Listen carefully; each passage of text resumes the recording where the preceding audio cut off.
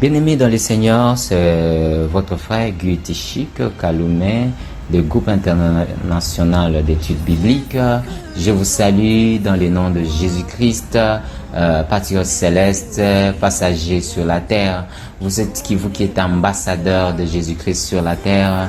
Tenez bon, notre Père revient bientôt et soyez forts, soyez prêts, vos valises à la main, apprêtez-vous. Si vous n'êtes pas encore prêts, alors alliez-vous aux patriotes qui sont prêts à vous aider à grandir spirituellement pour être prêt pour partir.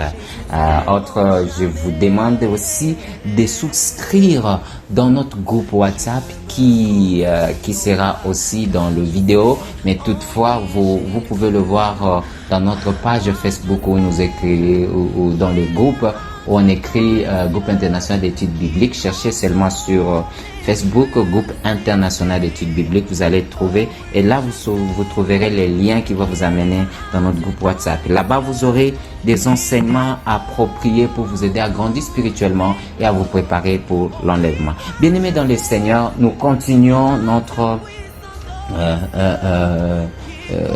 enseignement, notre éveil patriotique, parce qu'ici c'est pas l'enseignement. Nous sommes en train d'éveiller les patriotes pour que nous ouvrons les yeux et voir ce qui se passe sous nos yeux sans que nous les sachions. Bien aimé, notre mentalité doit changer, notre mentalité doit aller un peu plus haut et comprendre, non pas comprendre ce que nous voyons, mais plutôt analyser ce que nous voyons et comprendre ce que nous ne voyons pas. Que Dieu nous bénisse. Bien aimé dans le Seigneur, nous avons dit que le diable a opté pour une nouvelle méthode, une nouvelle stratégie pour essayer de capturer la femme. Parce que dans tout ça, c'était capturer la femme. Mais en soi, ce qui nous intéresse ici, ce n'est pas la capture de la femme, mais plutôt de comment est-ce qu'il a sa main mise sur le monde depuis des siècles, depuis des dispensations. Bien-aimé dans le Seigneur, il a mis sa main il a cherché à mettre sa main sur Israël en les incitant à demander à Dieu de nous donner un roi. Mais Dieu savait que c'était les manigances du diable. Mais comme le Seigneur a toujours la stratégie de le laisser faire pour l'attraper plus tard, il l'a fait. Il les a donné un roi. Maintenant, le diable, sachant qu'un roi a été donné, il savait que ces rois qui devaient venir ne devaient pas venir la royauté ne devait pas venir de Benjamin. Parce qu'il savait la bénédiction dont Dieu a donné aux 12, c'était que la royauté devait venir de Juda. Alors il a remarqué que ce qui s'est passé était fausse et que ces rois-là n'amènera Israël nulle part. Donc, je n'ai pas à suivre la progéniture de ce roi ici. Parce qu'il y a un roi qui doit provenir de Juda. C'est de lui que je veux. Je veux aller prendre sa progéniture pour tuer la femme. Parce que la Bible dit ceci, la progéniture de la femme t'écrasera le talon, et t'écrasera la tête et tu le mordras les talons. Alors, carrément, le diable cherchait la progéniture de la femme. Il devait pousser Dieu à lui révéler d'où proviendra cet enfant-là qui doit l'écraser la tête. Voilà pourquoi il a poussé les Israélites d'ouvrir le jeu et ils ont aussi ouvert le jeu. Alors, Dieu les a donné un Benjaminite au lieu d'un un ressortissant de Juda. Et le diable savait que ce n'était pas ça. Il attendait quelque chose de Juda. Et voilà pourquoi il a incité Saül à désobéir jusqu'à ce que Dieu est allé vers la maison de Jessé pour donner la royauté. Bien aimé, vous allez remarquer quelque chose. La royauté qu'on a donnée à David ne provenait pas du sang. Ok?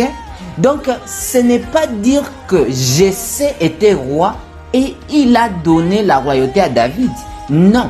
David est le seul qui a été oint par un prophète sous ordre divin. Ça veut dire que cette royauté est venue du ciel, en direct du ciel. vous allez voir que la même méthode qui se passe chez David, c'est la même méthode qui s'est passée avec Jésus-Christ. Ça ne provenait pas du sang, mais ça provenait de la spiritualité par rapport à la bénédiction donnée à Judas. Alors, le diable était troublé parce qu'il ne comprenait pas ce qui s'est passé. Sur base de quoi il a choisi David? Le diable s'est basé sur les liens du sang. Et dès lors, il s'est trompé. Et je sais que nous tous, nous croyons au lien du sang, que David a été choisi par rapport à son lien du sang. Mais parce qu'entre Judas et David, il y a un lien du sang. Mais David, la royauté venant n'est pas venue directement d'un roi qui était son père et qui a donné la royauté à son fils. Son père n'a jamais été roi. C'est pourquoi la transmission sanguine de la royauté n'y était pas, mais plutôt il y avait la transmission spirituelle de la royauté et qui s'est basée sur le sang ou le sang comme un lien familial. Que Dieu nous bénisse si nous comprenons encore mieux cela. Vous allez voir, bien-aimés dans le Seigneur, les diables agissant comme les serpents à ce moment-là. Parce qu'il n'y a pas une bête qui dirige à ce moment-là. Tout devient en désordre. Parce que l'Égypte, qui était la grande puissance, a été avalée par l'eau. Vous vous rappelez? Alors, il y avait une vacance à tel point que les diables devaient reconstituer et voir quelle nation encore je veux donner le pouvoir de gouverner le monde. Il n'en avait pas, il était troublé. Remarquez l'histoire biblique, vous allez voir. Vous verrez que de la naissance du quatrième dispensation, il y avait un problème de transition pour le diable parce qu'il n'y avait aucune nation qui pouvait déranger Israël. Israël était tellement fort pendant ces temps-là parce qu'il n'y avait aucune bête sur terre qui représentait le diable. Et le gouvernement mondial était par terre. Et carrément, vous allez voir que les diables étaient aussi par terre parce qu'il n'y avait pas eu une représentation valable pour déranger Israël. Voilà pourquoi il pouvait qu'agir avec des astuces et beaucoup d'intelligence dans le roi d'Israël qui était là. Et tout en mettant dans sa tête que les liens des sangs qui provenaient de Juda à David étaient ce qui jouait le plus pour la royauté de David. Maintenant, remarquez, bien-aimés dans les Seigneurs, il a fait de façon que par ses astuces, introduire des faux dieux en Israël par les épousailles de rois en place.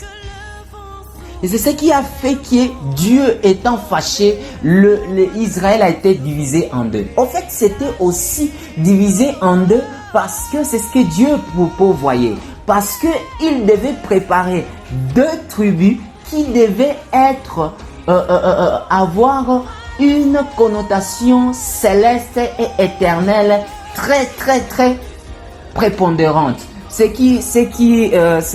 tribus-là, c'était la tribu de Juda et la tribu de Lévite. Donc, il devait sortir la royauté et les sacerdoces. Alors, voilà pourquoi il les a séparés. Le diable, croyant que la séparation était due à sa force, il s'est frotté les mains. Voilà pourquoi le diable commençait à préparer maintenant une autre nation qui devait venir maintenant assujettir Israël. Parce que, dit-on, diviser pour mieux régner. Il l'a fait. Mais maintenant, il croyait le faire par son intelligence, mais il ne croyait pas dans le piège de ce qu'on appelle la prophétie majeure. Le diable n'a jamais travaillé sous son propre tutelle ou son intelligence. Il était comme guidé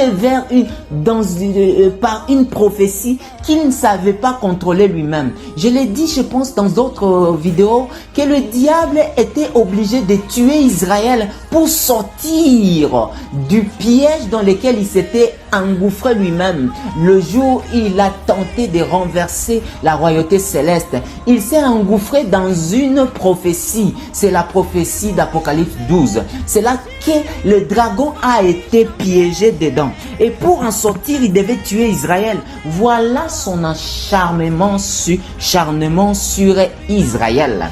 C'est parce qu'il devait à tout prix sortir de là. S'il ne tuait pas la femme, il ne pouvait pas sortir de ce piège-là.